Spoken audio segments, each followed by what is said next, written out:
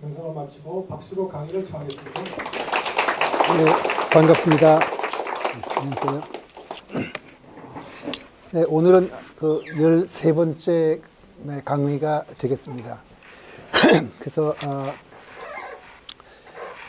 오늘 제목은 그 자기 닮음과 일찍다 다지기라고 그랬는데, 사실 여기에 그 자기 닮음은 그 복잡계의 특성 중에 하나이기도 하고요. 그다음 일찍다 다지기는 화엄경에 나오는 말이기도 하고, 그다음에 법성계에도 일찍일체 다지기에서 같은 개념의 말이 나오게 됩니다. 그럼 그 둘은 연결된 개념이거든요. 연기법이 복잡계라 그랬으니까. 그래서 이것이 금강경에서 어떻게 표현되고 금강경을 해석하는데 이 자기 닮음과 일찍다 다지기를 가지고 우리가 어떻게 금강경을 이해할 것인가, 이런 입장에서 한번 장엄정토분을 생각해 보기로 하겠습니다. 장엄정토분을 보면은 금강경을 보면 이제 짜증이 날 정도로 같은 말이 늘 나오는데, 부처님께서 수보리에게 말씀하셨습니다. 그대 생각은 어떠한가? 열애가 옛적에 연등 부처님 처소에서 법을 얻은 것이 있는가? 없습니다, 세존이시여. 열애께서 연등 부처님 처소에서 실제로 법을 얻은 것이 없습니다. 수보리여, 그대 생각은 어떠한가? 보살이 불국토를 아름답게 꾸미는가? 그러니까 보살은 상구보리 화중생이라고 그러니까 불국토를 아름답게 꾸미는 것을 목표라고 나온 사람들입니다. 그럼에도 불구하고 뭐라 그랬냐면, 아닙니다, 세존이시여. 왜냐하면 불국토를 아름답게 꾸민다는 것은 아름답게 꾸미는 것이 아니므로 아름답게 꾸민다고 말하는 것입니다. 이렇게 얘기를 합니다. 늘 같은 말이죠. 그러므로 수별이여, 모든 보살 마하살은 이와 같이 깨끗한 마음을 내어야 한다. 형색에 집착하지 않고 마음을 내어야 하고, 소리, 냄새, 맛, 감촉, 마음의 대상에도 집착하지 않고 마음을 내어야 한다. 마땅히 집착 없이 그 마음을 내어야 한다. 보살이 불국토를 장엄하면서 장엄한다고 하는 말을 내고 그렇게 말을 하는 그 순간, 그 사람은 자기가 하는 것에 대해서 아상을 내었다, 이런 뜻이 되겠죠. 그러니까 모르듯이 그런 생각 없이 자연스럽게 변해야 된다. 수보리여, 어떤 사람의 몸이 산들의 왕 수미산만큼 크다면 그대 생각은 어떠한가? 그 몸이 크다고 하겠는가? 수보리가 대답하였습니다. 매우 큽니다, 세존이시여. 왜냐하면 부처님께서는 몸 아님을 설하셨으므로 큰 몸이라 말씀하셨기 때문입니다. 여기에 그 단어는 조금씩 장엄이라든가 이렇게 다른 거로 좀 바뀌지만, 말하는 투는 다른 때 나온 것과 똑같은데, 그 구절을 보면 이런 뜻이죠. 경전을 놓고 보면은 여기에 말씀드린 대로, 다시 말해서 A는 A가 아니기 때문에, 또는 A가 아니지만, A라고 할 수 없지만 그냥 말을 붙이기를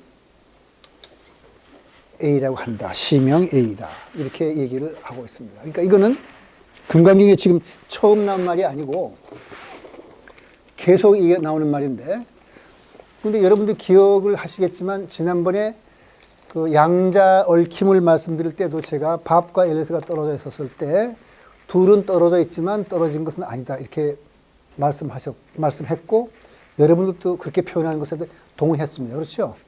그러면 금강경에서 이렇게 말한다 그래서 이상하다고 볼 것은 없습니다.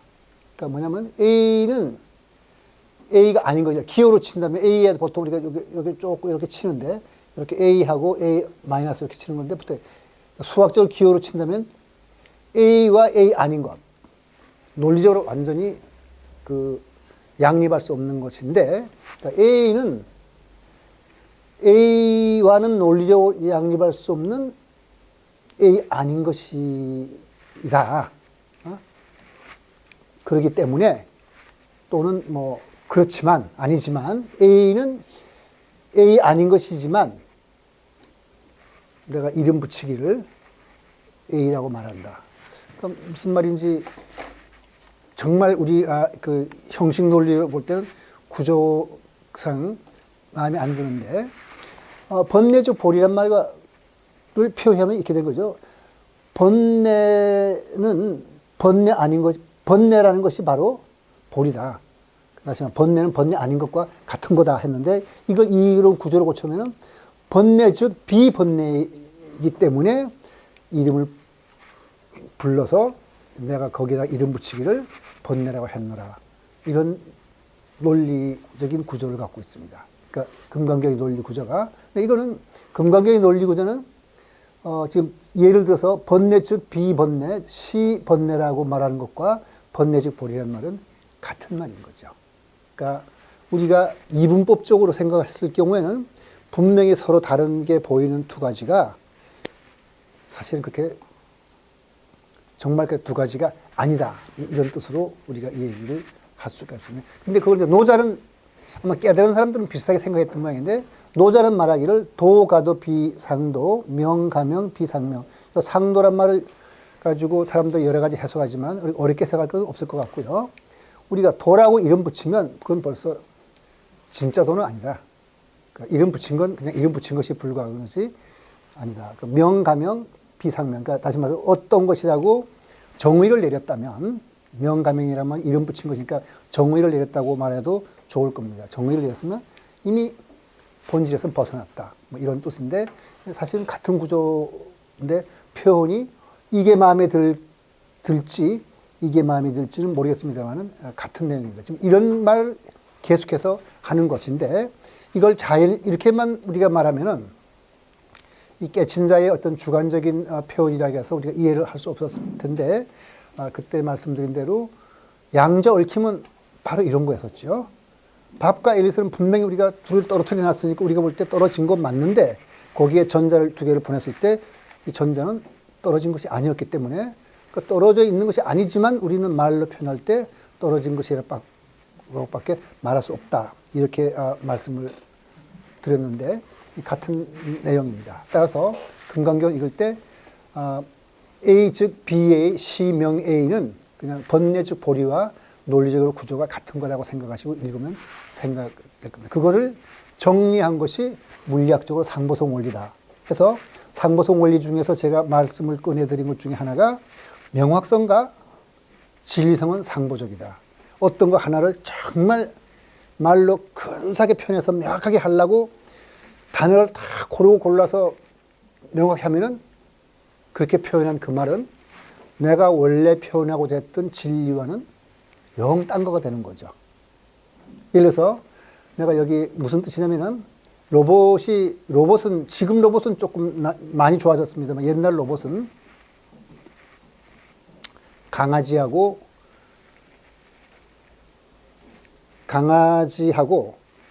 예를 들어 옷을 입은 강아지를 구별 못해 고양이를 구별 못합니다. 왜냐하면 자세하게 강아지가 뭔가로 다 적어줘야 되거든. 이렇게 생긴 강아지다. 그러면 너무 자세하게 적어줬기 때문에 조금 바뀌어서 털을 깎았거나 옷을 입혀버리면 그건 말로 표현한 것에 들어있지 않으니까 강아지 아닌 줄 아는 거거든요. 그러니까 그것이 인간이 언어로 뭐를 기가 막히게 잘 표현하려고 그 명확성을 높여버리면 그 명확성을 통해서 나타내고자 했던 본질, 진리성은 멀어진다. 이게 바로 상보성 원리였었습니다. 그 물리학적인 표현을 다르게 우리 했던 건 거죠. 그리고 제가 말씀드린 것은 제 얘기가 아니고 보아의 얘기였고요.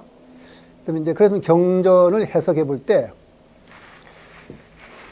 연등불 처수에서 법을 얻은 것이 있는가? 없습니다. 열애는 법을 증득했다는 상을 내지 않는다. 이런 뜻이 되죠. 그러니까 얻었다고 하는 그 순간 얻지 않은 것과 얻은 것을 둘로 이분법적으로 생각을 하는 그 순간 그건 영기의 진리에서 벗어난 자가 되기 때문에 이렇게밖에 말할 수가 없습니다. 그래서 지금까지 제가 이 강의를 여러분뿐만 아니라 다른 사람하고도 많이 강의를 하다가 너무 어려울 것 같아서 그 강의하지 않았던 내용 하나를 오늘 말씀드리겠습니다. 그게 법칙 없는 법칙인데 제가 지어낸 말이 아니라 그 유명한 물리학자 존 아치볼트 휠러가 한 말입니다. Law without law. 물리학은 법칙이 물리학에 말하는 건 다 법칙이잖아요. 에너지 보존 법칙은 다 법칙인데, 근데 그 법칙이 뭐냐면 법칙 없는 법칙입니다. 이건 금강경만 하고 비슷하지 않은가요? 왜냐면 without law나 다시 말 law는 즉 without law니까 비로다 이렇게 말할 수 있죠. 법칙은 즉 법칙이 아닌 것이다. 금강경하고 표현이 똑같죠. 이제 그 어떤 것인지 한번 오늘 제가 말씀드리려고 합니다. 진공명의도 사실은 그 속에 들어있는 말은 이 말이랑 마찬가지입니다. 진짜 비었다. 비었지만은 비어서 아무것도 없긴 하지만은 그 속에 묘한 작용이 있어서 있다는 거네. 그러니까 사실 진공명의나 그 표현은 여러 가지가 있지만 우리가 그 말로 표현할 수 없는 진리를 표현하려다 보니까 표현을 여러 가지 하긴 하지만 사실 일관성 있는 건데 이 금강경에 나오는 말들은 그 우리가 보통 쓰지 않는 말이기 때문에 너무 좀 생소하긴 하지만 요 말 들어보면은 아, 물리학자들도 같은 말을 쓰는구나 하고 여러분 이해하실 수 있겠죠. 지난번에 말씀드렸던 것은 양자 얽힘에서 보여드렸던 것은 현상적으로 어떻게 해서 떨어진 것이지만 떨어지지 않았나 하는 거라면 오늘은 아예 통째로 물리학 법칙을 몽땅 통틀어서 그건 법칙이 아닌 것이지만은 우리가 법칙이라고 합니다. 이렇게 말을 하는 거니까 그 금강경하고 같은 내용일 겁니다. 그래서 오늘 그걸 보여드릴 겁니다.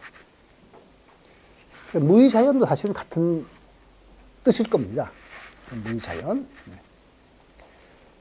그 불국토 장엄이라는 거.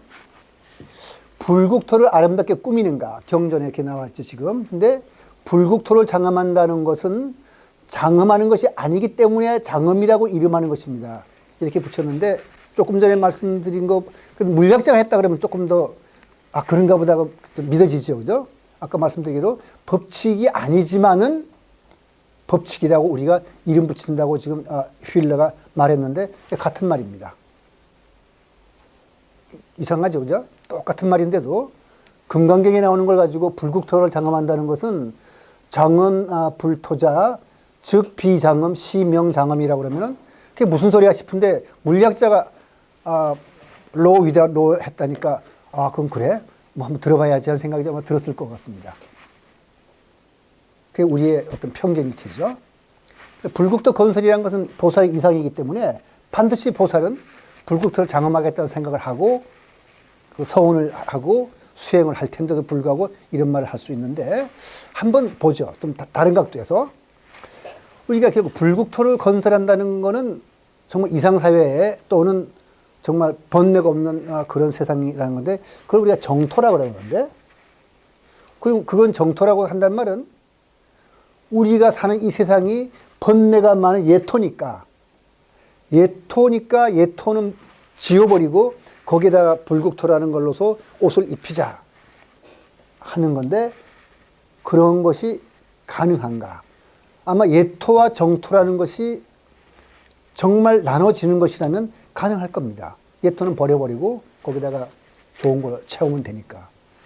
그런데 만일 예토가 바로 정토라면 우리가 지금까지 번뇌의 덩어리고 이건 정말 발로 차버렸으면 좋겠다고 생각했던 그 환경이나 그 사회가 그대로 수만 번 돌려쓰는 순간 그게 정토라면 다시 말해서 번뇌가 그냥 버리고 나고 죽는 고통이라는 것이 사실은 나고 죽음이 없는 열반이고 깨침이 없는 범부가 그대로 깨침 범부와 같은 거라면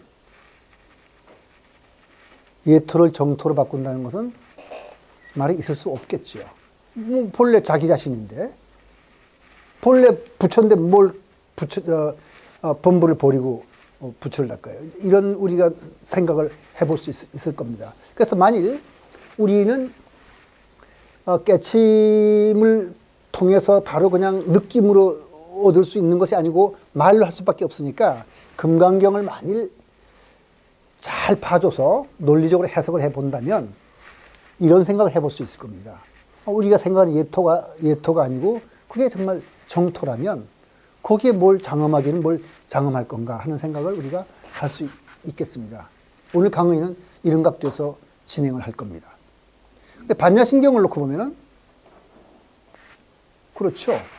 무고진멸도인데 무슨 거기에서 고를 없애요? 고가 없는데 처음부터. 그리고 화엄경은 뭐냐면 열의 출현입니다.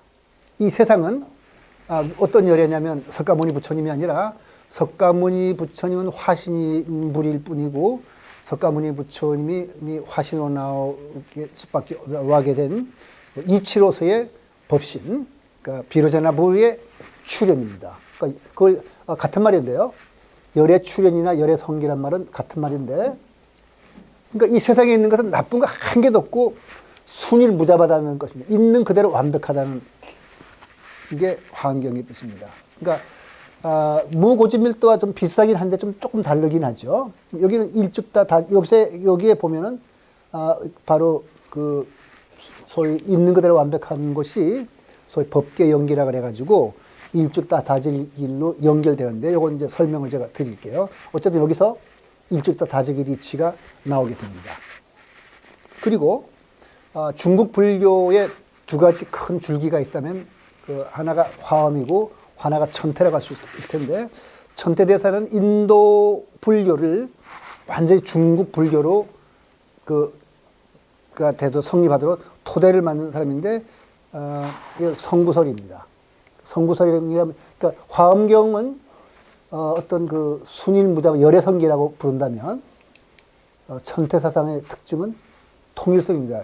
다르게 보이는 모든 것이 기본적으로 다 같은 그 성구니까 성품을 갖고 있다. 그게 무슨 뜻이냐면은, 대승불교에 의하면은 육도유연회가 밑에서부터 친다면 지옥, 축생, 아기, 수라, 인간, 천인, 육도고 그 위에 성문, 영각, 보살, 불, 그 대승불교에서 화엄불교죠. 화엄불교에서는 그 10가지, 10개라 부르는데, 화엄불교가 아니라 그냥 대승불교가 그렇다 보면 되겠네요. 그 10개라 그러는데 그 10개 각각이 다 나머지 10개의 성품을 갖고 있다는 뜻입니다. 그래서 지옥에 들어있는 지옥 중생은 지옥의 중생의 마음만 갖고 있는 것이 아니라 지옥부터 지금 말씀드린 10가지 부처까지 이르는 10가지 마음을 지옥 중생도 고스란히 갖고 있다. 그 다음에 부처는 그것도 이제 불견 사람들이 과연 그럴 수 있을까 하고 의문을 제기하는 건데, 여기 뭐냐면 부처도 성구설이니까 지옥 중생의 마음부터 부처의 마음까지 가지고 있기 때문에 지옥 중생의 고충을 이해한다. 이렇게 해석을 하니까, 그러니까 지옥 중생이나 부처 성품이나 갖추고 있는 건 똑같습니다. 그래서 성구라 그러는 거거든요. 그 통일성이죠. 단지 드러난 쪽이, 이쪽은 지옥 심이 발효해서 지옥 중생이 된 거고, 이쪽은 부처의 성품이 드러나서 부처가 된 거다. 사실은 뭐 세부적으로 학자들끼리 따질 때는 다르겠지만은 크게 보면은 같은 말들이 돼요. 그러므로 보살 마하살은 이와 같이 깨끗한 마음을 내야 한다. 왜냐하면 아까 말씀드린 장엄할 것이 없기 때문에, 예토가 정토니까 내가 장엄한다고 마음을 내버리면 벌써 그건 연기법에 어긋나는, 나지만 반야신경이 그때는 도움이 될 텐데, 뭐 예토 정토 따는 게 없는 건데, 거기에 장엄한다고 마음을 내버리면 이미 이분법적인 생각으로서 너와 나를 구별했고, A와 A 아닌 것으로서 나누는 생각을 한 자이기 때문에 그건 잘못된 생각이라는 뜻이 되죠. 그러니까 색성향 미촉법에 머물러 그 마음을 내지 말지니라. 보살의 마음이 육경에 집착해서는 안 된다. 이건 그 전에 말씀드린 대로 경호 스님과 만공 스님 사이에서 업고 가던 처녀를 내려놓은 순간 그냥 자유롭게 걸어가면 되는데, 만공 스님처럼 아까 그 처녀 아직도 업고 있으면 안 된다는 그런 내용으로 이해하시면 되죠. 네. 그러면 이거를 한번 화엄사상을 이해하기 위해서, 아마 고통스러운, 지금 당장 고통을 느끼는 사람은 이 말하면은 정말 이렇게 말한 사람 딱이라도 갈기고 싶을 테예요. 우선 연기법에 의하면 이분법은 불가합니다. 왜냐하면 서로 영향을 주고받아서 A와 A 아닌 것은 영향을 주고받기 때문에 A 속에는 A 아닌 것이 요소가 들어가게 돼 있고 A 아닌 것 쪽에 A가 들어가서 이것이 계속해서 들어가기 때문에 이쪽의 모든 요소가 다 이쪽으로 들어가게 돼 있고 이쪽의 모든 요소가 이쪽으로 영향을 들어가게 있으니까 둘로 나눈 것은 불가합니다. 그게 바로 이제 법계의 연기인데, 그러니까 화엄경에서 말한 연기 중에서도 이제 법계 연기라고 부르는 건데, 그러면 뭐냐면 결국은 이 세상에 다 똑같고 다 고통스러운 게 없다. 그러니까 부처의 열의 성품으로서 다 나타난 것이니까 없다 그러면 고통을 느끼는 자한테는 이 법계 연기란 말이 정말 말이 안 되는 소리로 들릴 것 같습니다. 그런데 한번 이건 그러한 생각을 하고 다시 말해 고통이 아니고 바로 고통이 나한테 어떤 큰 의미를 주는 어떤 즐거움의 바탕이 된다든지 어떤 기쁨의 바탕이 된다든지 어떤 의미를 준다는 생각은 예술가나 철학가나 종교인들이 많이 생각을 했던 건데 지금 불교인들이 이렇게 생각을 했고 에쇼라는 화가도 그런 생각을 했던 모양이에요. 에쇼, 1920년대 활동했던 화가인데 천사와 악마를 그렸거든요. 여기에 천사가 이렇게 있고 이게 악마가 이게 보이죠. 박쥐날개를 가진 여기 천사가 있는데 에쇼가 보기에는 천사와 악마는 함께 붙어 있는 겁니다. 따로 뗄 수 있는 개념이 아니에요. 에쇼가 지금 그림은. 그러니까 이건 이 천사는 악마라는 개념을 만들어냈기 때문에 생겨난 따라오는 개념이 부수되는 거고 천사도 마찬가지입니다.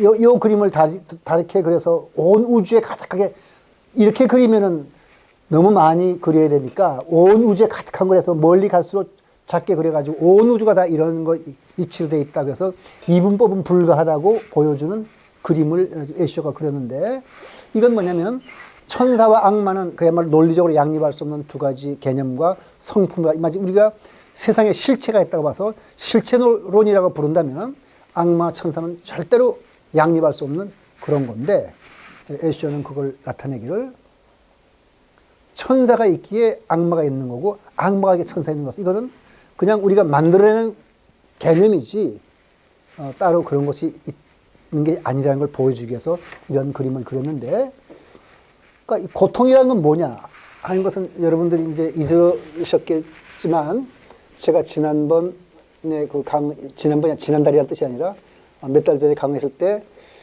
소포크레스가 쓴 그 필록테테스 얘기를 생각이 나죠. 트로이 원정을 할 때 그리스 군이 어떤 섬에 내렸는데 그때 필록테테스가 뱀에 물렸어요. 그러니까 도무지 독사에 물렸기 때문에 도무지 전투에 참는 갈 수 없어서 친구들이 이 친구를 그 섬에다가 남겨두고 트로이 원정을 하고 10년 뒤에 돌아오면서 다시 그 섬에 들었을 때 필록테테스가 한 말. 원망을 하는 것이 아니라 내가 친구들한테 배신당했던 그 아픔과 그 분노와 뱀에게 물린 상처와 굶주림의 고통이 없더라면 나는 세상에 뭐 행복이나 의미가 있다는 걸 같은 것은 생각지 못하는 평범한 그냥 돼지 같은 짐승과 같았을 텐데 바로 배신당하고 뱀에 물렸고 굶주렸기 때문에 내가 진리를 생각하는 인간으로 변해서 너무 고맙다 하는 말을 생각이 안 나시나요? 안 나신다면 다음번 강의 때 그 대목을 한 번 더 가져오겠습니다. 그거 있었는데 마침 다음번 강의는 이거 비슷하긴 한데 좀 다른 각도에서 볼 거라서 조로아스터의 그 말이라든지 뭐 이런 것들하고 강의했으니까 필록테테스 얘기가 필요할 것 같으니까 가져오죠. 어떤 필록테테스는 고통이 기쁨이었습니다.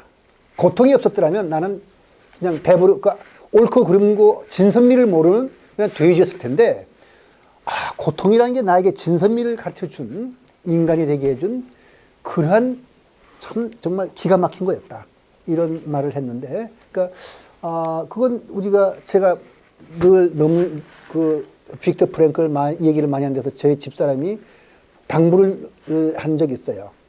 어디 가서 빅터 프랭클 얘기는 너무 많이 하지 말라. 근데 할 수 없이 또 해야겠는데. 빅터 프랭클이 한 말이 있었죠. 뭐냐면 고통이란 것은 의미를 찾는 그 순간 그건 고통이 아니고 기쁨이 된다. 하여튼 그런 뜻에서 우리가 화엄 사상을 이해하려고 들려면은 벽계 연기라는 것이 열의 성기로서 이 세상이라는 것을 열의 출현으로서 이해할 수 있는 그러한 어떤 정신적인 경지가 있나 보다 하는 정도로 이해하시면 되겠습니다. 지금 고통스러운데 뭐 그걸 너 지금 굉장히 축복받았다 이런 말을 할 수 없고요. 네. 그래서 이 열의 성기를 주장하는 이 화엄 사상가들은 이 세상을 이렇게 나눕니다. 이 세상은 그냥 하나예요. 법계가 우주 삼라만상인데 우주 삼라만상이란 말은 우리가 보고 듣고 느끼는 이 모든 전체입니다. 그러니까 그거를 어떻게 호불호 좋다 나쁘다 옳다 그르다는 그런 관념을 붙이느냐 안 붙이느냐에 따라서 네 가지로 보인다는 뜻이거든요. 사법계. 이건 뭐냐면은 이 법계라는 것이 정말 괴롭다는 것이 아니고 괴롭다고 보는 자의 세계라는 뜻입니다. 그러니까 우리 범부들이 잠을 자면서 밖이 왜 이렇게 어두워 하는 것과 마찬가지의 입장에서 보는 세상. 그러니까 밖은 어두운 건 아닙니다. 그냥 내가 눈을 감고 좀 자고 있을 뿐이죠. 이 법계라는 것은 진실에 대한 깨달음. 눈을 딱 떠보니까 굉장히 밝습니다. 그러니까 여기 뭐 어두움은 하나도 없었네. 그러니까 눈 감았다 해서 어둠이 생긴 건 아니고 그냥 눈을 감았기 때문에 어두웠을 뿐인데 그건 이제 반야신경 경지가 바로 이법계가 되겠습니다. 그런데 이법계와 사법계는 그 이치로서의 깨달음과 아닌 거기 때문에 이게 떨어져 있는지 아닌지가 좀 궁금한데요. 그러니까 우리가 뭐 피안이라든가 이렇게 말하면 그건 마치 떨어져 있는 것처럼 보일 텐데 그게 아니다.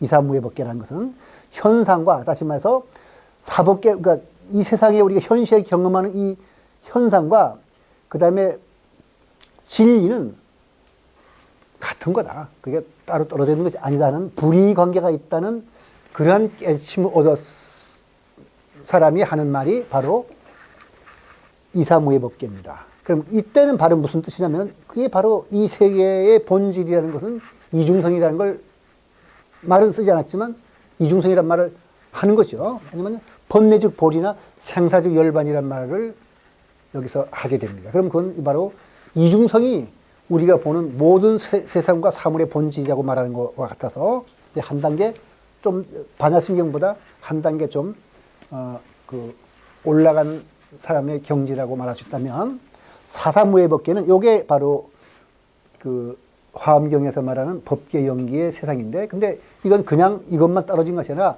이사무예법계의 이치를 바탕으로 깔고 그러니까 이사무예법계를 인정하는 겁니다. 인정하고서 여기에 보이는 이 사물이 이치와 내가 보는 사물인데 이게 사법계에서는 뭐 사법계를 다고 하는 사람들이 괴롭다 그러지만 이것은 이 이치로 놓고 볼 때는 이게 바로 진리 세계니까 이게 진리와 그 현실이 동떨어진 게 아니라고 생각하는 거라면 그렇게 뭐 이걸 이법계하고 따로 연결시킬 없이 이 자체가 그대로 진리요 그야말로 사사 우리가 보는 현상 사물 하나하나가 그대로 바로 그냥 비루자나불의 출현이라고 말해서 안 될 것 무엇인가. 이치를 여기서 사에서 이로 갔다가 다시 살아올 것 없이 그냥 이치를 건너뛰어서 그냥 사사무예법계라고 하자.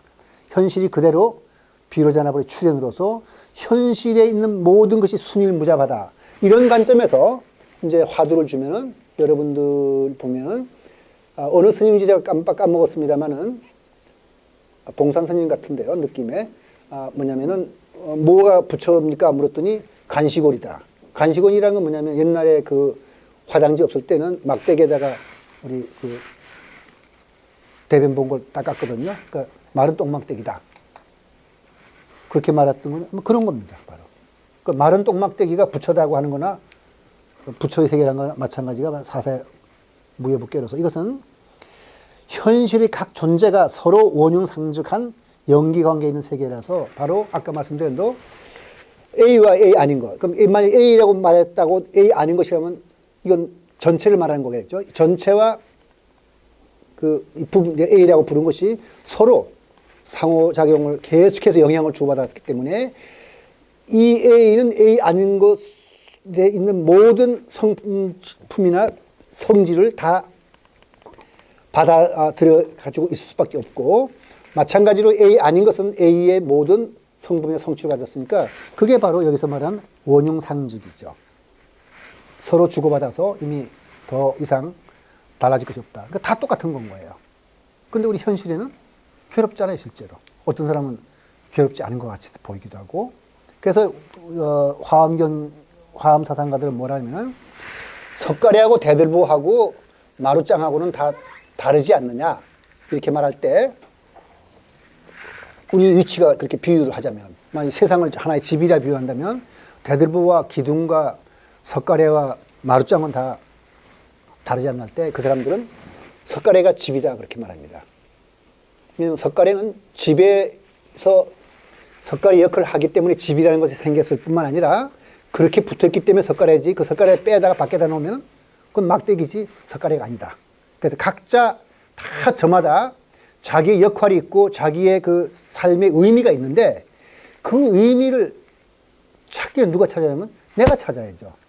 내가 그 의미를 찾는 그 순간 바로 나는 우주만큼 귀한 존재라는 걸 깨닫게 되는 거라는 건데, 아까도 말씀드린 대로 진짜 지금 뭐 소중한 걸 잃어서 고통스러운 사람한테는 그 말이 먹히진 않겠지만, 어쨌든 이런 관점에서 화엄 사상가들 얘기를 했고, 금강경에서 하는 이 얘기도 바로 이런 내용에서 금강경식으로 표현한 것이라고 말할 수 있습니다. 그래서 사산무액기 뭐냐면 여기서 법성계에 나오는 말인데, 일주기태 다주기대 이치가 여기서 나오죠. 이걸 줄여서 일죽다 다주길로 우리가 지금 말씀을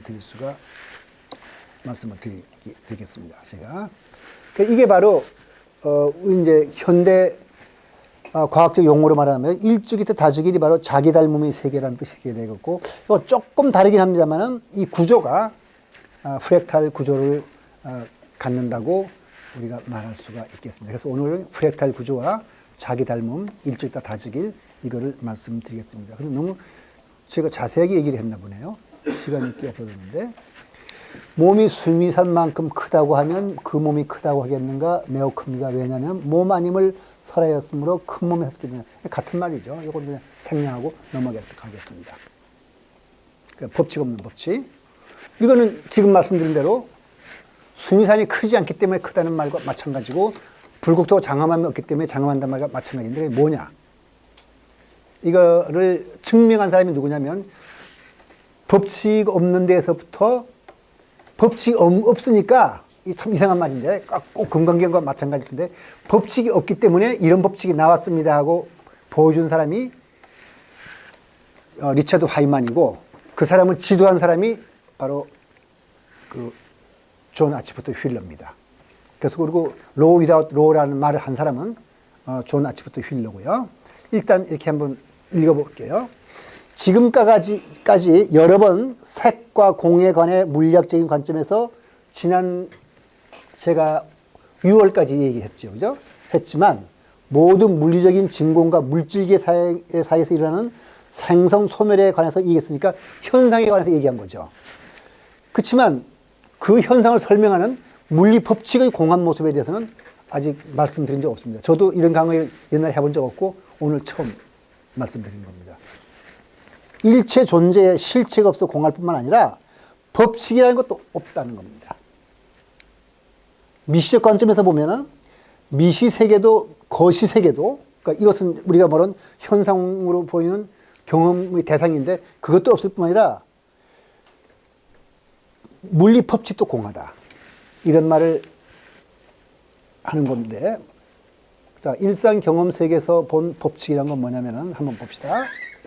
일상적 경험 세계에서 볼 때 우리 앞에 나타나 있는 자연은 질서정연하게 일정한 법칙을 따라 움직이는 것 같이 보이죠.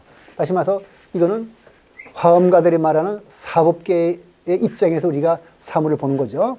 그래서 물체 운동을 보면 뉴턴의 법칙에 따라 질서정연하게 움직이고 있고, 천체의 운동은 만유인의 법칙에 따라서 잘 움직이고, 빛은 두 점 사이의 최단 거리를 따라 직진합니다. 여기서 빛을 쬐면 바로 지금 여기서 보다시피 레이저 나오는 빛이 천장의 빨간 데까지 직진을 하는 것입니다. 이게 우리가 볼 때 빛은 직진한다는 법칙을 우리가 만들어낸 거죠. 갖고 있는 거죠. 그런데 우리가 그러고 이제 가만 생각해 보니까 우리가 참 맞는 걸 만들어낸 것 같아요.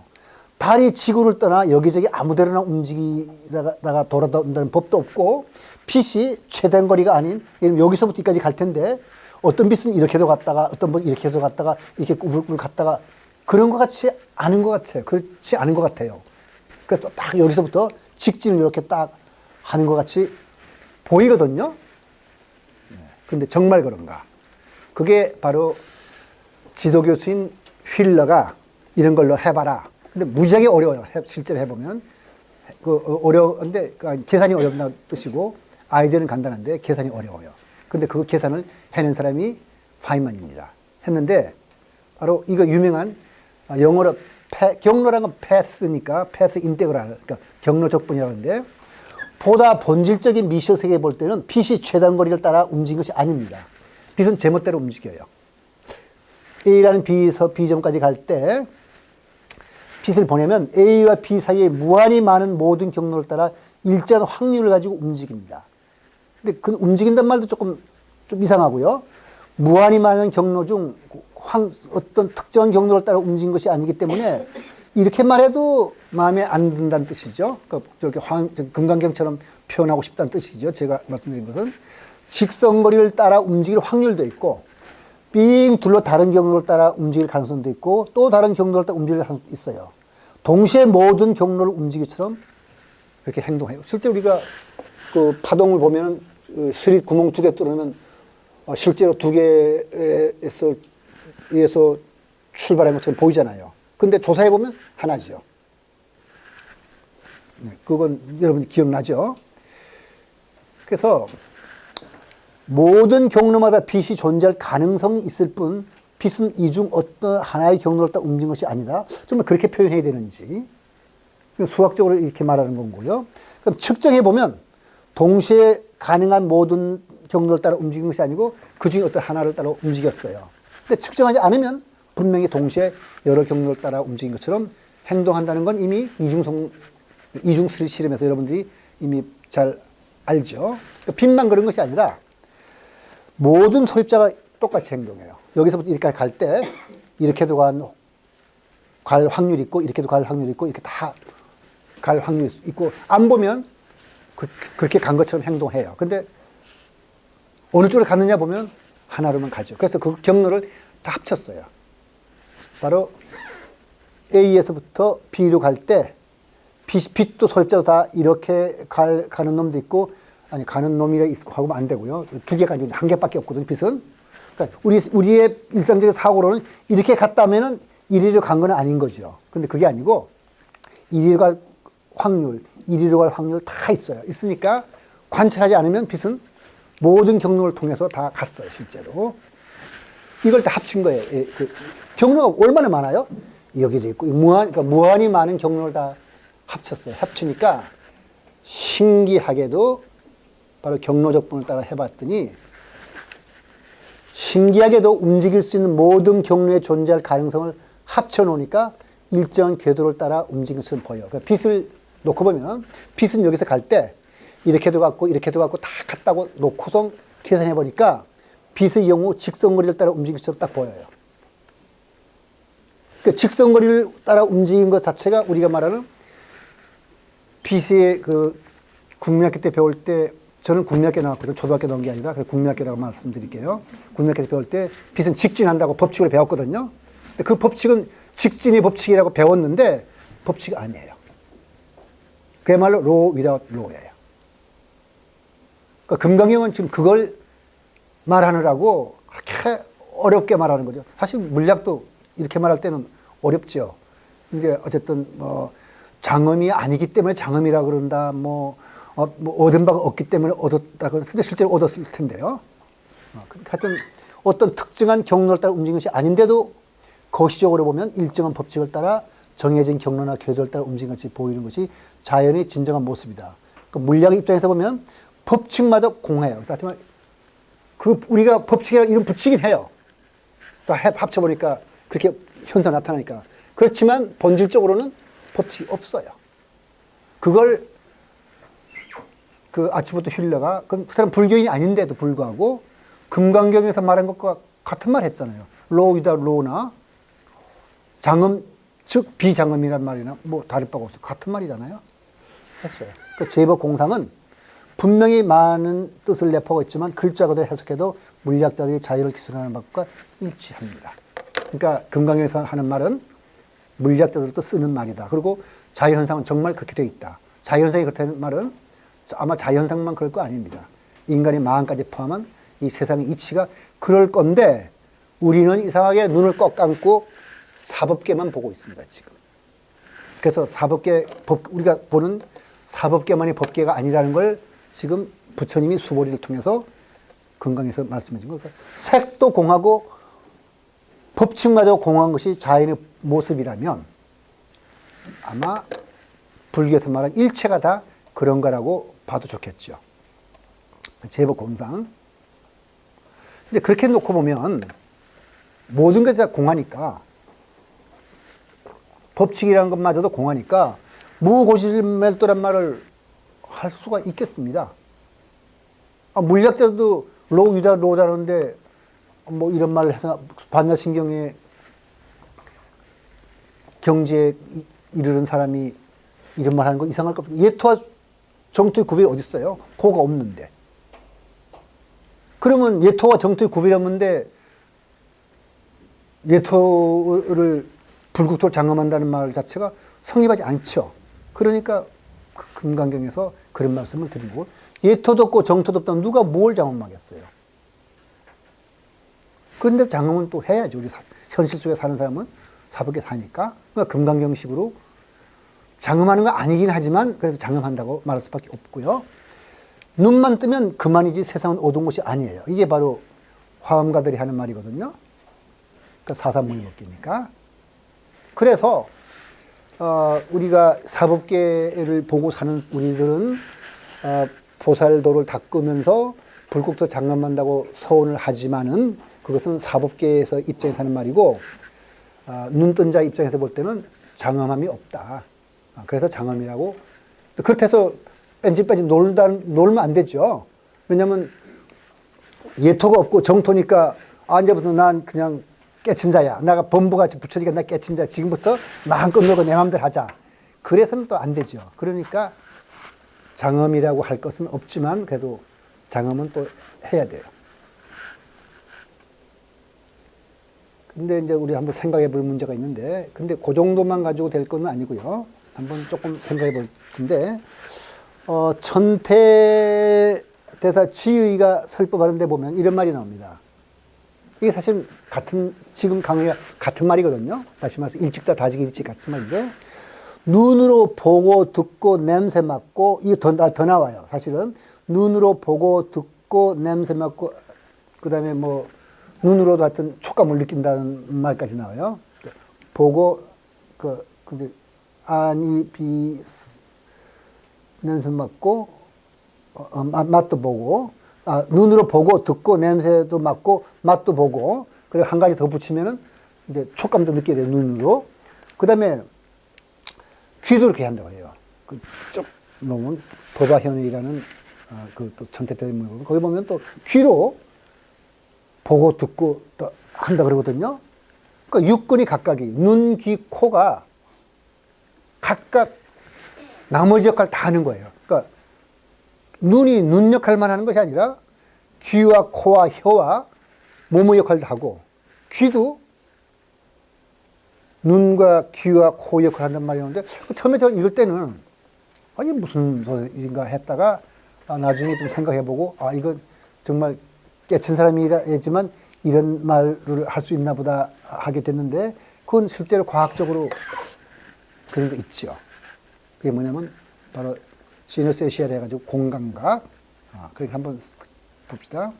실제로 우리가 그 중도를 말할 때 늘 나오는 얘기가 아누르타 존자 얘기하는데, 아누르타 존자는 부처님의 말씀을 듣지 않고 그냥 밤낮으로 가릴 것 없이 잠도 안 자고 수행을 합니다. 그러니까 불러다가 그렇게 하면 몸을 상하고 못 쓰니까 그 불교는 절대로 손가락을 태운다든지 이런 고행을 해가면서 수행하는 게 아니거든요. 알맞게 자고 알맞게 먹으면서 하는 거지. 그래서 그렇게 하는 게 아니고 검은 고주를 갖다 놓고 너무 팽팽하게 조이면 소리가 탱 끊어져 버리고 튕길 수가 없고, 그러면 너무 느슨하게 되면 소리가 안 나고, 그래서 적당히 조율을 해야 된다. 몸과 마음도 그런 거다. 이렇게 말씀하시면서 자면서 하라 그랬는데 말 안 듣고 그냥 계속해서 잠 안 자고 좌선했어요. 그러니까 눈이 멀었어요.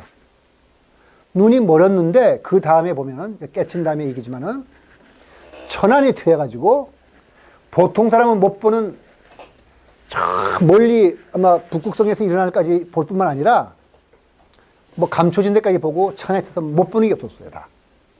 근데 이걸 어떻게 이해할 건가? 그냥 소설 같은 거로 이해할 건가? 아니면 범부와 지옥 중세의 불성이 있다는 말도 어떻게 이해할 건지, 이런 말들을 한번 우리가 조금 검토해 보죠. 그 열애장 사상은 불교 사상이 아니다라는 책도 있어요. 책 제목이 열애장은 불교 사상이 아니다라는 책 제목인데 그 말이 맞는 건지, 이런 것도 한번 우리가 검토해 보도록 하죠. 그다음에 불성과 아트만은 어떻게 다른지, 이런 것 등등을 자기 닮음과 프레탈. 자, 요거는 우선 기초적으로 어떤 대상을 일부분을 잘라 확대할 때 그 확대한 것이 전체의 모습과 같고, 확대한 것이 일부를 잘라 다시 확대하면 그 확대한 것이 또 전체의 모습과 같은, 이런 과정을 무한히 반복하여 부분이 다시 그 부분이 전체의 모습과 같다면 이 대상에는 자기 닮음이 있다고 그래요. 자기 닮음이 있는 것은 수학적으로만 가능하지 실제로는 그런 거 없겠지만 그래도 비슷한 건 찾을 수 있습니다. 자기 닮음이 있는 어떤 사물은 어떤 크기 부분을 보더라도 그 모양이 전체를 그만큼 축소해 놓은 것처럼 보이기 때문에 자기 닮음을 가진 사물들은 모양의 크기에 어떤 특징 있는 척도를 갖지 않아요. 그래서 무슨냐면 인간이라 치면 인간의 크기가 얼마냐 이런 말을 못 한다는 뜻이에요. 다 있으니까. 0.1mm짜리 인간도 있고 1mm짜리 인간도 있고 10cm짜리 인간도 있고 1m짜리 인간도 있고 100m짜리 인간도 있고 이렇게 쫙 모든 종류 인간이 골고루 있으면은 이제 그 인간은 크기는 자기 닮음을 가진 거란 그런 뜻입니다. 그래서 어디서 보든지 간에 다 똑같이 보일 테죠. 그러니까 이런 성질을 가리켜서 눈금 불변성이라고 부르는데 이건 제가 설명했으니까. 근데 사람은 자기 닮음의 특징을 갖고 있지 않으면 대강 1m부터 2m 사이에 어떤 특징적인 크기를 갖는 거죠. 그러니까 우리 사람은 자기 닮음의 그 모양을 갖고 있지 않아요. 근데 무한한 단계까지 부분을 확대해도 닮음이 계속되는 것은 수학적인 상상의 산물일 뿐 실제 자연계의 사물이 수학적인 의미에서 자기 닮음의 구조를 가질 수는 없어요. 무한히 확대할 수도 없고 또 무한히 작게 할 수도 없죠. 그렇지만 자연계에 나타난 실제 사물은 무한한 단계까지 부분을 확대할 수 없고 유한한 단계에서 삶이 끝나요. 그렇다고 해서 자기 닮음이 자연계의 특성을 모사하는데 결함이 있는 개념은 아니에요. 상당히 많은 단계까지 자기 닮음의 모습을 보이기 때문에 자기 닮음의 개념으로 자연을 기술하면 우리가 자연을 이해하는데 굉장히 큰 도움이 됩니다. 그래서 여기에 쓴 대로 자기 닮음은 카오스를 비롯하여 복잡한 현상을 이해하는 데 필요한 개념일 뿐만 아니라 불교 교리를 이해하는 데도 필요합니다. 그러니까 불교 교리의 핵심적인 개념인 공과 중도를 포함하여 일즉다 다직일 등 많은 불교적 개념들이 사실은 자기 닮음의 개념을 쓰지 않고 있어요. 다시 말해서 불교에서는 자기 닮음의 용어를 사용하지 않았지만은 이미 자기 닮음의 개념은 갖고 있습니다. 아까 말한 대로 일즉다 다직일이 바로 자기 닮음의 의미를 갖고 있는 거죠. 그 다음에 아까 말씀드린 대로 성구설 같은 거, 그 부처와 지옥 중생도 다 그 마음의 바탕을 같이 갖고 있다는 것이 바로 자기 닮음의 의미를 가진 개념들입니다.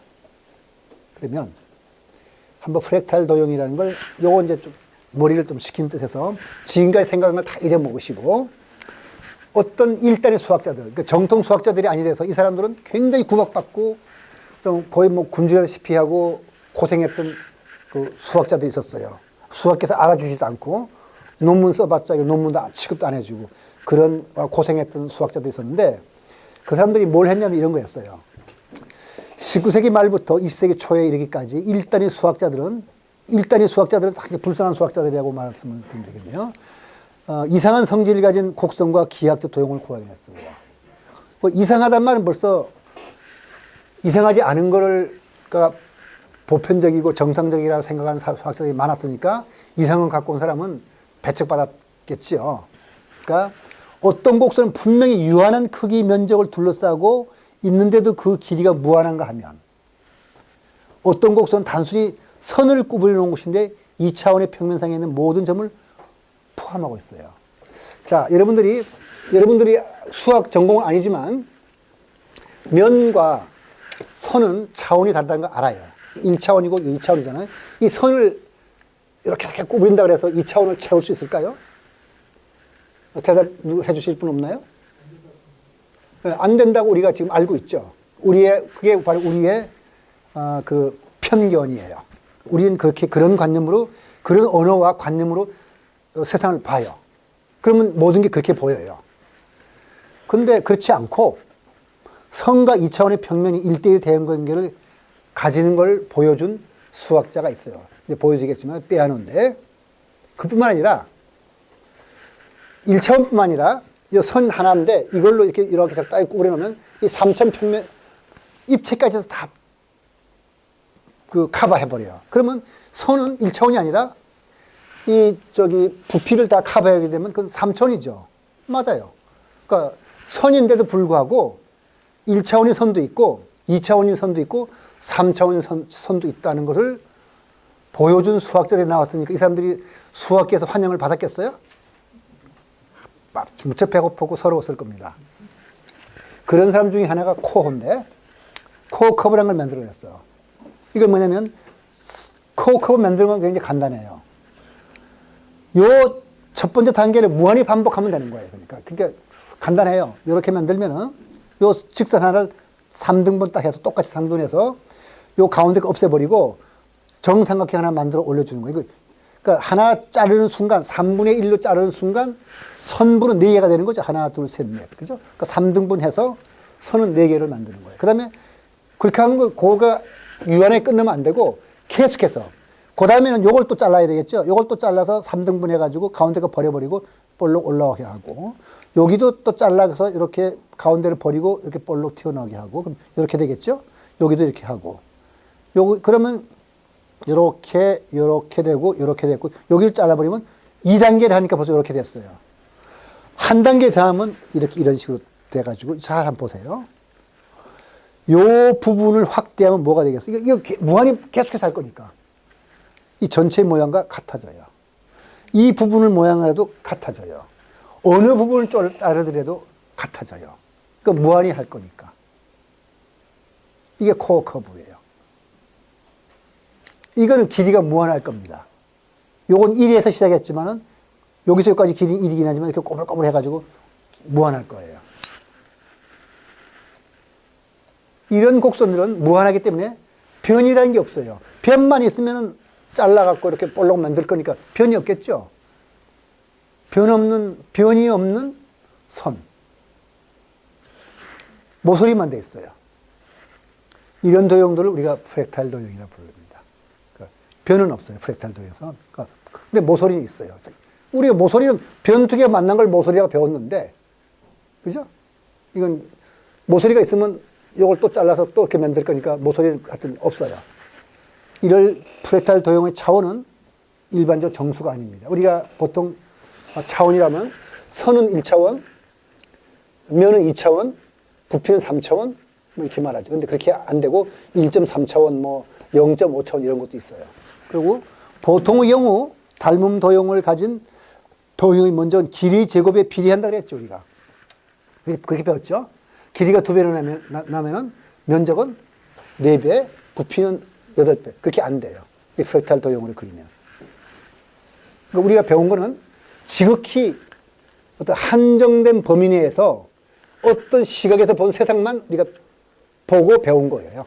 그리고 그런 시각으로 세상을 기술한 것이 우리의 수학이자 학문이었던 겁니다. 그래서 이제 프렉탈 도형으로 재미라만 이렇게 그리면은 이런 게 다 프렉탈 도형. 스제펜스키 그냥 장난 같은 짓을 많이 한 것 같아요. 그죠? 그러니까 수학자들이 좋아했을 리가 없죠. 여기다가 뭐 좋은 논문 썼다고 뭐 상 주거나 돈 줄 리도 없고요. 이 사람들 그러니까 그래서 구박받고 고생을 한 거죠. 이런 도형은 여기서 여기까지가 닮았거든요. 여기서 여기까지하고 요거 다 닮았어요. 근데 요거에 제곱을 한다 그래서 면적이 4배가 되지는 않아요. 지금 보다시피 7배가 되죠. 제곱한다고 해서 뭐 4배 이렇게 되는 건 아니에요. 이런 도형들이 많이 만들 수 있어요. 이건 칸토르 세트. 아주 정말 지금 말하는 사람 중에서 제가 뭐 구박받고 했다는 사람 중에서 제일 대표적인 사람이 칸토르입니다. 정말 뭐 여기 가서 유명한 수학자한테 얻어맞고 쫓겨나고 어디 강의 좀 하다 보면 그냥 야단 맞고 혼나고 막 그래서 결국 미쳤는데 이 사람은 계속 구박만 하면 미치겠죠. 이 칸토르 세트라는 건 뭐냐면 이 선이 하나 있으면 3분의 1 잘라버려요. 그럼 요 가운데 거 버리는 거거든요. 그러면 요렇게 되겠죠. 그죠? 요러고 남죠. 그럼 또 잘라. 요거 3분의 1 또 잘라. 그러면 요거 가운데 거 버렸으니까 요것만 남고 요것만 남게. 그러니까 계속해서 그 짓 하는 거예요. 그러면 계속해서 하면 뭐가 남겠어요?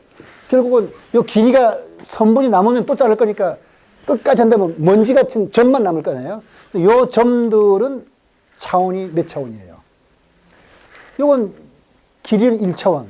점은 우리가 0차원이라고 했잖아요. 그 점은 아무리 많이 합쳐봤자 0차원이니까 합쳐봤자 0차원일 것 같은데 계산해보면 그게 아니고 0.63차원이 돼요. 그래서 어떻게 계산하는 것까지 제가 오늘 가르쳐 드릴게요.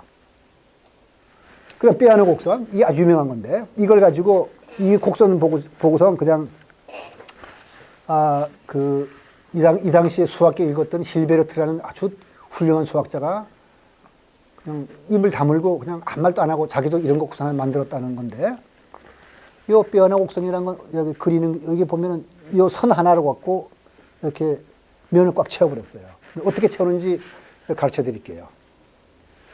여기 보시면 아다시피 이렇게 떼지 않고 그리는 거죠.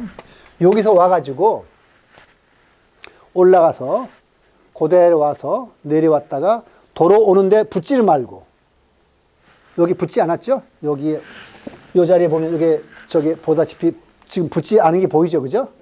그리고 내려와서 다시 와서 붙지 않고 이렇게 가는 겁니다. 이거 한번 1단계 그런데 아까 말한 대로 이거 무한히 반복해야죠. 이 부분에다 또 그렇게 그래 여기도 그렇게 해야 되고 그렇게 해야 되고 하여튼 계속 반복하다 보면 이 선은 삐아노 곡선은 면을 꽉 채워버려요. 그건 면에 있는 모든 점들이 이 선에 있는 점하고 1대1 대응 관계니까 선이 면을 커버했으니까 이 삐아노 곡선은 2차원 곡선입니다. 그뿐만 아니라 이제 그게 그런 삐아노라는 이런 사람은 천재라 불러야 될지 괴짜라 불러야 될지 뭐 하여튼 삐아노 같은 괴짜 두가 다 쓸게요. 괴짜 천재가 나와서 만들어내니까 사람들이 금방 3차원도 그렇게 하면 되겠네 하고서 만들어보니까 정말 3차원도 선으로 다 차버려요. 그럼 이 선은 이름이 뭐라고 붙었는지 모르겠습니다만 아마 힐베르트든가 그 제자들이 만든 선인 것 같은데 이 선은 선인데 차원이 3차원이에요. 이런 곡선은 프렉탈 도형인데 3차원이에요. 근데 지금까지는 정수만 나왔네요. 선이 1차원, 2차원, 3차원이란 말이 이상하긴 하지만 정수인데 정수만 되는 것이 아니고 되나요? 좀 읽어보세요. 기울기도 없고 차원도 애매한 이런 곡선은 단지 수학적인 장난에 불과한 것처럼 보였습니다. 그러니까 수학적인 장난처럼 보이니까 수학자들이 구박을 많이 한 거죠. 그러나 만델브루트 이 사람도 시간이 없어서 이 사람 얘기를 못 하겠는데 하여튼 만델브루트라는 사람도 꽤 짜요. 하여튼 고등학교 때 이런 것만 질문해야 돼가지고 수학 선생을 골탕 먹이는 사람인데 수학자가 이 이상한 곡선들의 해안선이나 바위산과 같은 실제 세계의 제멋대로 생긴 모양새는 자기 닮음이란 공통성이 있어가지고 바로 자연은 프렉탈이라고 그랬어요. 거기서 1975년 만델부터 소수의 차원을 갖고 자기 닮음의 구조를 갖는 괴상한 곡선들로 이루어진 기하학적 도형에 쪼꼬리라는 이름을 붙이고 쪼꼬리라는 말을 붙인 사람이 프렉탈이라는 말을 붙인 사람이 만델브루트인데 붙이고 이 기하학적 이름을 프렉탈 지오메트리야말로 실제 세계에 우리가 살고 있는 세상의 불규칙한 면과 곡선의 특성을 잘 묘사할 수 있음을 보였습니다. 보이고 이 사람은 이 쪼꼬리 도형이 갖는 구조를 특별히 쪼꼬리 구조라고 부르고, 쪼꼬리라는 것은 변은 없고 모서리만 있는 이상한 곡선들이 이 정수의 차원을 갖지 않고 소수의 값의 차원을 갖기 때문에 그 온전한 정수값이 부서졌다는 뜻에서 이렇게 프레타리아 말을 붙인 건데, 어떻게 부서지는지 제가 보여드릴게요. 조금 있다가. 그러니까 눈송이, 별들의 분포, 주식이나 주식시장의 시세 변동, 면화 가액의 변동, 나일강의 높낮이의 변동, 심장의 박동, 하여튼 아무거나 다 쪼꼬리 구조를 가지고 있어서 만델브로트는 말하기를 자연은 프랙탈이라고 그랬어요.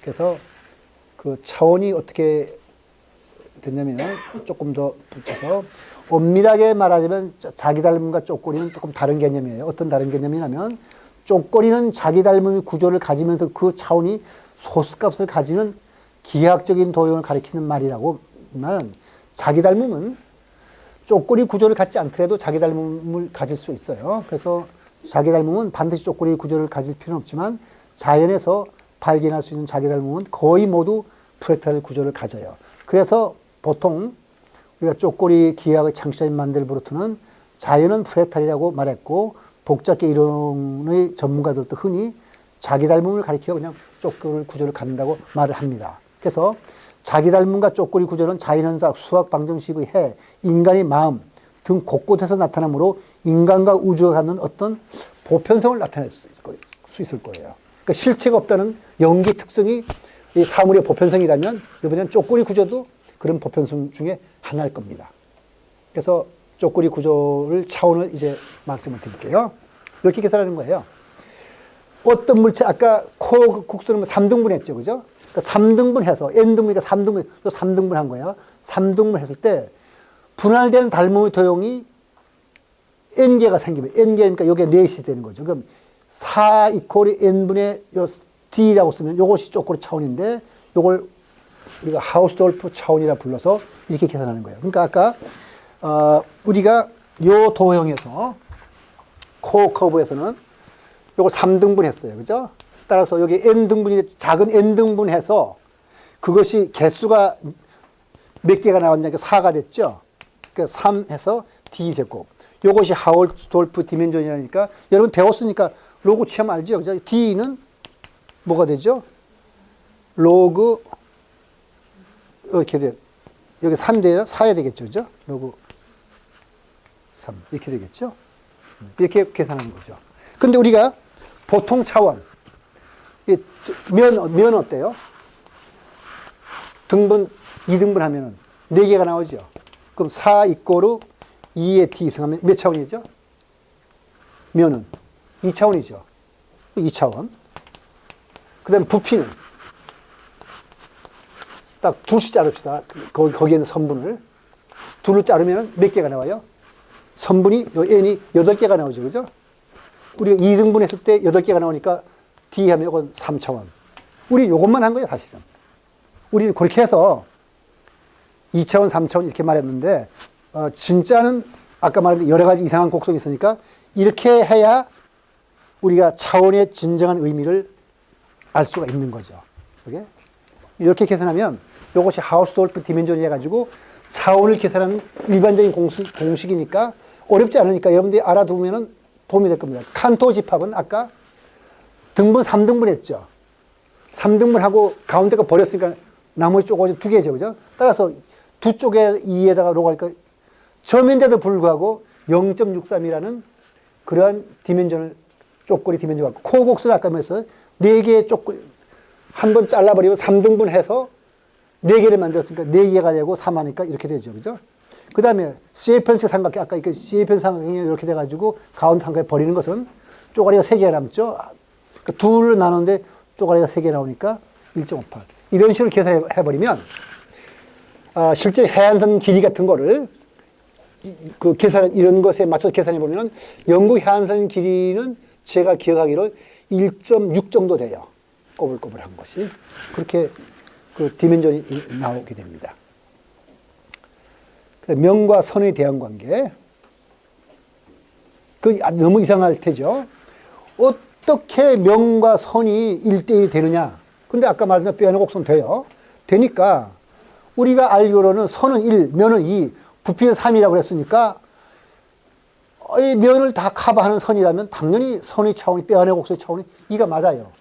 근데 어떻게 가능한가? 이게 여러분들이 궁금할 테기 때문에 여기에다가 그 가능한 것을 제가 보여드렸어요. 어떻게 하냐면 면의 점을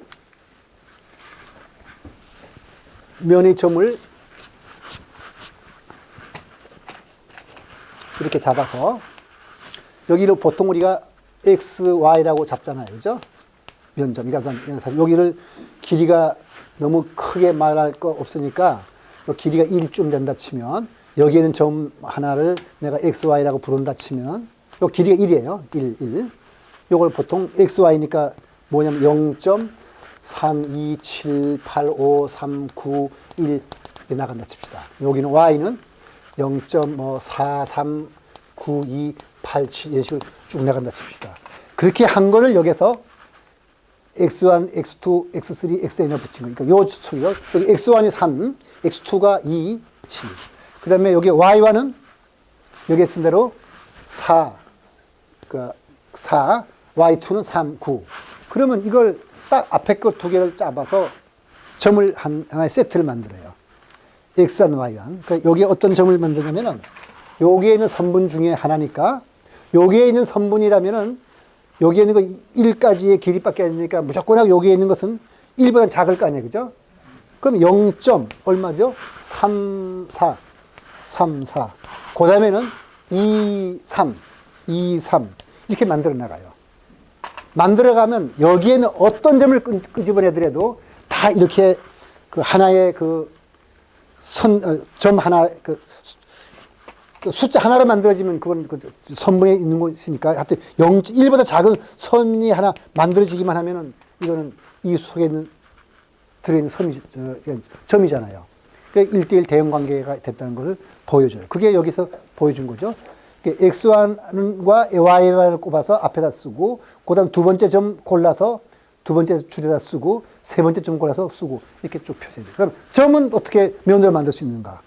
점도 여러분들이 마음대로 쓰세요. 이런 식으로.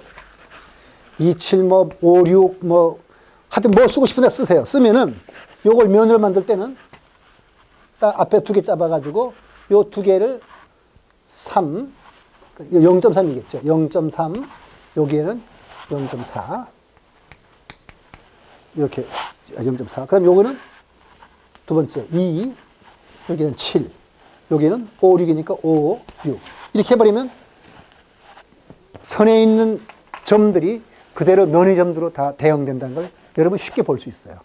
여러분이 조금만 생각하면은, 국민학교 한 5, 6학년 정도의 좌표, 공부 있으면 이걸 보시거든요. 따라서 지금 이 프랙탈 도형에서 나온 면과 선의 대응 관계라는 것은 가장 일반적이고 보편적인 진리인 거죠.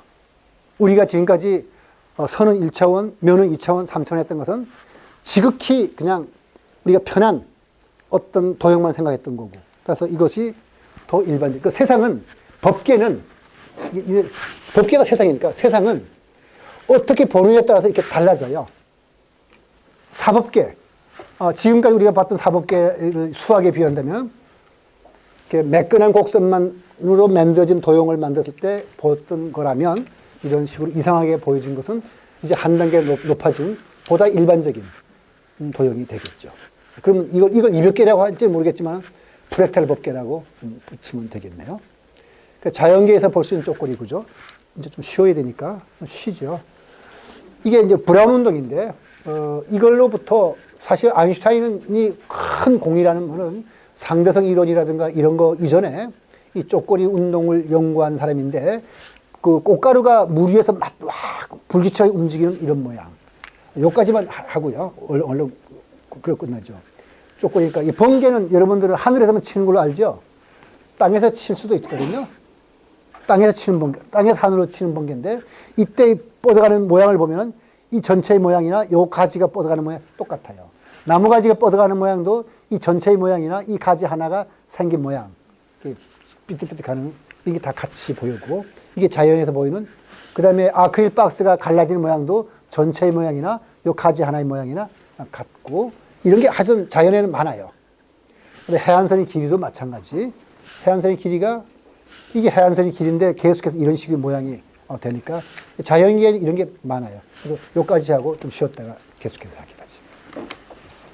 좀 쉬시죠.